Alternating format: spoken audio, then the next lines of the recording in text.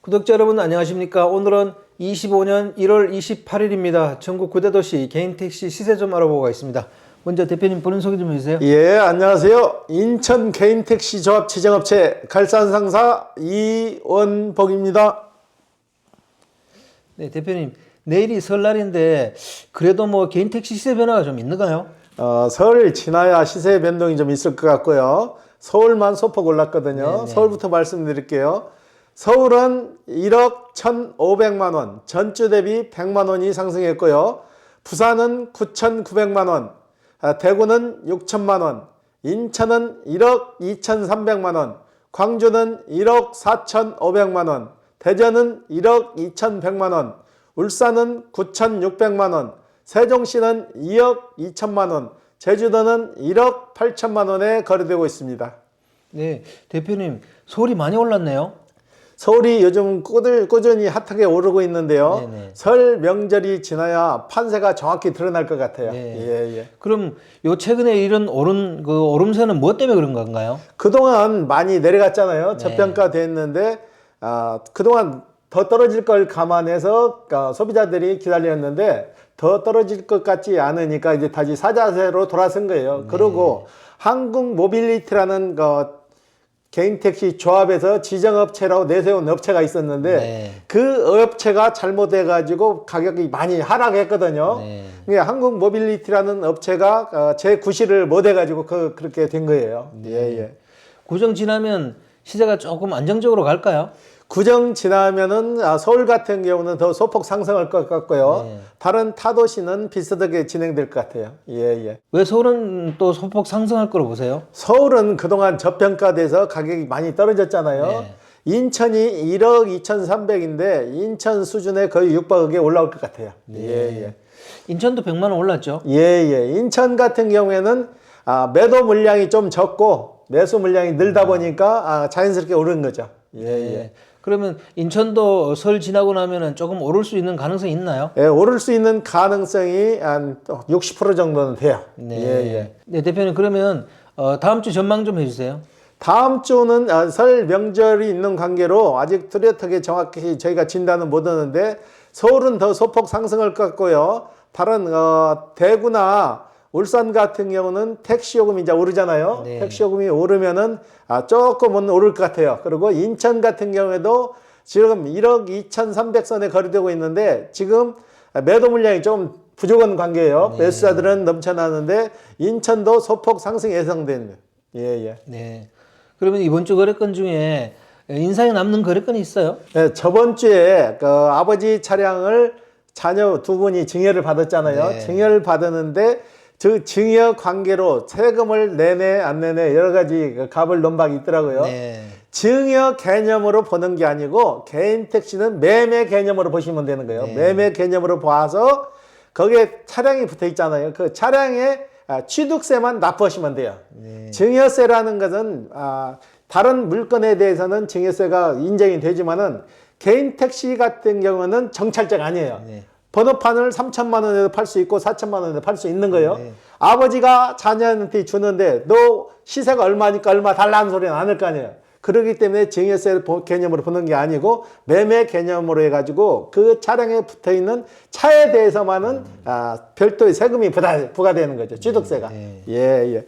그 자녀분 한 분이 마무리를 해서 오실 때는 혼자 오셨더라고. 전에는 아버지와 같이 오셨는데 그 자녀분 오셔가지고 내가 아버지에 대해서 꼭 해야 될 일을 내가 몇 가지 지급을 시켰어요. 아버지가 더 이럴 수 있는 나이인데 저거 갑장이더라고 아버지가. 네. 더 이럴 수 있는 나이인데 자녀분한테 물려줬잖아요. 그래서 내가 그 자녀분한테 얘기했어요. 아버지 평생 직장을 자녀한테 물려줬으니까 아버지 용돈만큼은 날짜를 정해서 일정 금액을 아버지 돌아가실 때까지 틀림없이 지출을 해야 된다. 내가 못을 박았어요.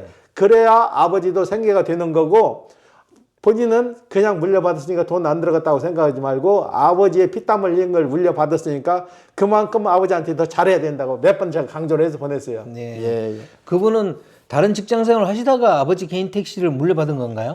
그렇죠. 아버지 거 개인 택시를 물려받기 위해서 미리 준비를 많이 했더라고요. 해가지고 아버지가 몸이 좀 건강하지 못하시니까 미리 준비 물려받으려고 교육도 받고 해가지고 물려받으신 거죠. 네. 예, 예. 대표님, 이왕 얘기가 나온 김에 구독자분들이 그 상속과 증여, 매매에 대해서 굉장히 궁금해하더라고요. 그 개념 좀 설명해 주십시오. 상속이라는 것은 개인 택시를 운영하시던 분이 어느 날 돌아가셨을 때 그 택시와 택시 면허권을 물려받는 거죠. 말 그대로 물려받는데 돌아가신 분에게는 미망인이 있을 거 아니에요. 네. 미망인, 자녀. 자녀는 둘도 됐고 셋도 될 수 있는 거예요.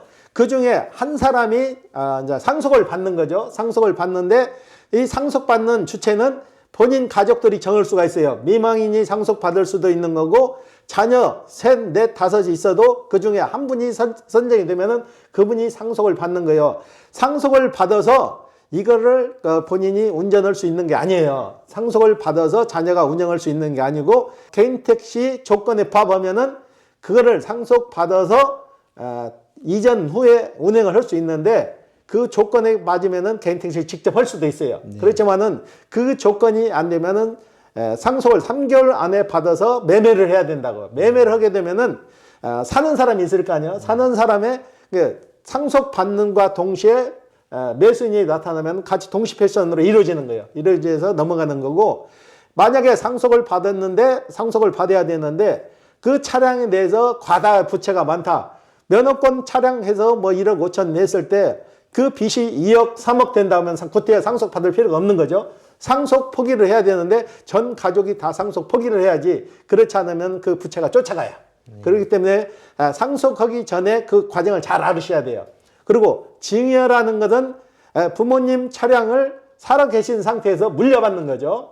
상속은 돌아가신 상태에서 물려받아 가지고 파는 거고 증여라는 것은 살아있는 상태에서 자녀가 물려받는 거죠. 이건 매매 개념으로 보는 거예요. 쉽게 말해서 면허권 값이 1억 2천이다, 1억 3천이다 하지만은 이건 정찰제가 아니고 정해진 금액이 아니에요. 부모가 자식한테 주는데 2천만 원을 줄 수 있고 3천만 원을 줄 수 있는 거예요.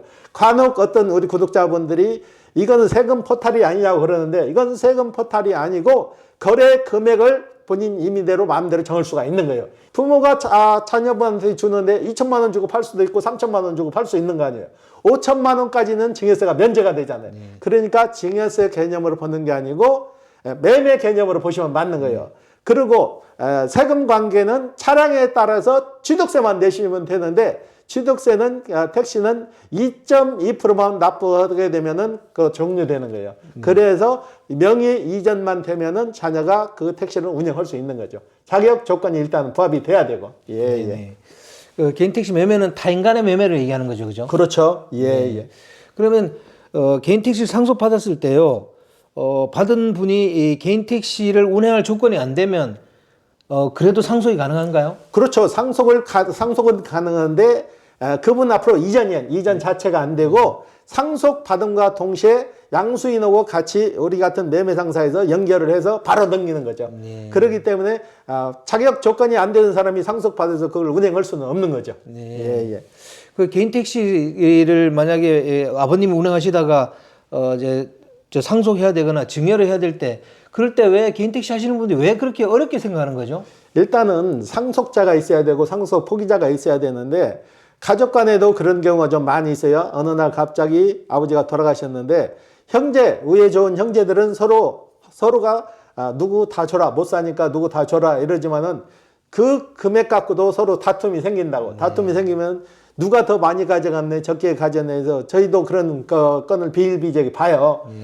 그런 건은 거의 없는데 간혹 그런 건이 있어서 어려운 거죠, 상속이. 네. 예, 예. 그렇게 만약에 자식들 중에 다툼이 생기면 재산을 가지고 그럼 어떻게 처리해야 돼요? 팔아가지고 똑같이 n분의 1 해야죠. 네. 지금은 상속을 누구나 그 상속 금액은 프로테이가 정해진 게 아니잖아요. 네.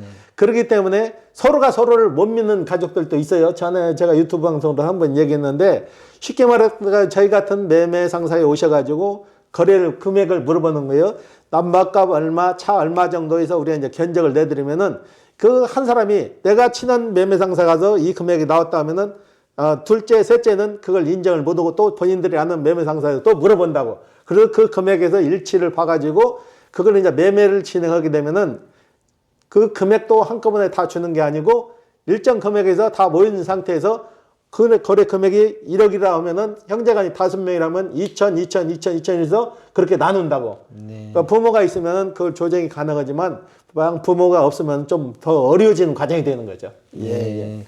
그러니까 개인 택시 쭉 하다가 어느 일정 나이가 되면은 이걸 어떻게 처리할지 그것도 미리 자식들한테 얘기를 해야 되겠네요.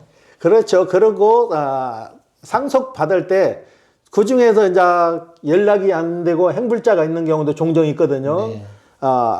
직계 가족이 없거나 그렇게 되면 형제한테 간다고.